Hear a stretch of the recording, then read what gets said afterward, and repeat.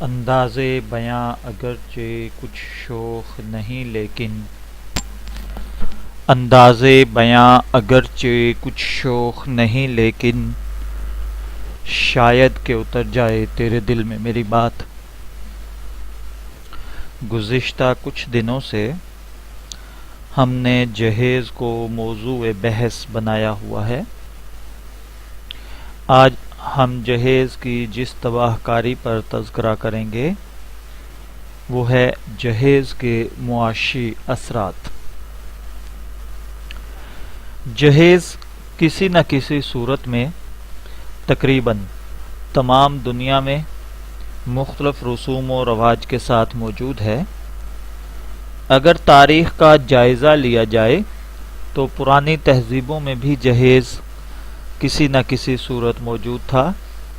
اسی طرح ماضی قریب میں چائنا، افریقہ اور امریکہ میں جہیز دینے کا کلچر صاف نظر آتا ہے۔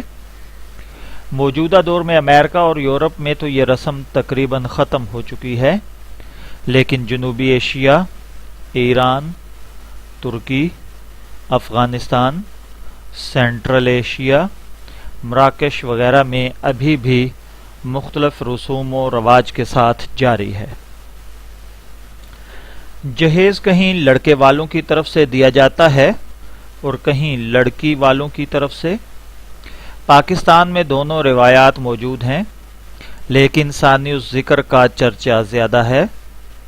جہیز کے نام پر کی گئی ڈیمانڈ کو پورا کرتے غریب آدمی کی کمر دوہری ہو جاتی ہے۔ بعض اوقات جہیز نہ ہونے کی بنا پر غریب کی بیٹی کے سر میں چاندی واضح ہو جاتی ہے، بلکہ میں ذاتی طور پر بعض ایسے امیر و کبیر خاندانوں کو بھی جانتا ہوں کہ جنہوں نے اپنی بیٹیوں کی شادیاں اسی وجہ سے نہیں کی، لیکن معاشرے میں چھپے اس درد کا مداوع کرنے کو کوئی تیار نہیں۔ Asian economic and financial review کے مطابق 57.8% مڈل کلاس، 16.8 لوئر کلاس اور ایلیٹ کلاس 25.5% جہیز لینے اور دینے کی پریکٹس میں مصروف ہیں۔ اس اندازے کے مطابق پاکستان میں تقریباً 95.5 شادیوں میں جہیز کا لین دین کیا جاتا ہے، لیکن اگر کوئی مجھ سے میری ذاتی رائے طلب کرے تو میرے اندازے کے مطابق 99% لوگ جہیز لے اور دے رہے ہیں۔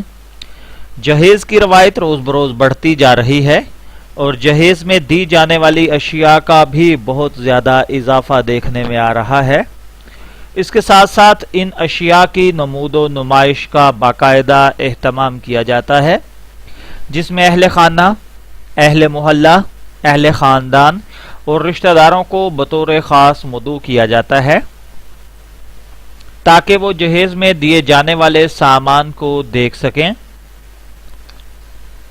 اس کام میں عموماً خواتین زیادہ دلچسپی رکھتی ہیں کیونکہ ان کا رجحان نسبتاً اس طرف زیادہ ہوتا ہے اور یادداشت، گھریلو استعمال کی چیزوں اور کپڑوں کے پرنٹ اور کلر وغیرہ کے بارے میں وہ زیادہ معلومات رکھتی ہیں کہ کب، کہاں اور کس موقع پر کس نے کیا چیز لی یا پہنی ہوئی تھی۔ اس کو ذہن میں رکھ کر خواتین اپنی بیٹیوں کو یا لڑکیاں خود زیادہ جہیز کا مطالبہ کرتی ہیں کہ کم از کم فلاں سے تو زیادہ سامان ہونا چاہیے۔ آخر خاندان اور معاشرے میں ہماری عزت ہی اپنی ناک کو اونچا کرنے کے لیے ہے۔ بوڑھے باپ اور جوان بھائی کی کمر کتنی ہی جھک رہی ہو، جہیز کے مطالبے پورا کرنے کے لیے یہاں تک بھی ہوتا ہے کہ سودی قرضے تک اٹھانے پڑتے ہیں اور اس سے گریز تک نہیں کیا جاتا، اور پھر ان سودی قرضوں کو ادا کرنے کے لیے عمریں بیت جاتی ہیں۔ لوگوں کو اپنے گھر گروی رکھنے پڑتے ہیں، مگر یہ موذی عذاب پیچھا نہیں چھوڑتا۔ میں دعا گو ہوں کہ اللہ تعالی ہمیں جہیز کی ان تباہ کاریوں سے محفوظ رکھے۔ اللہ حافظ۔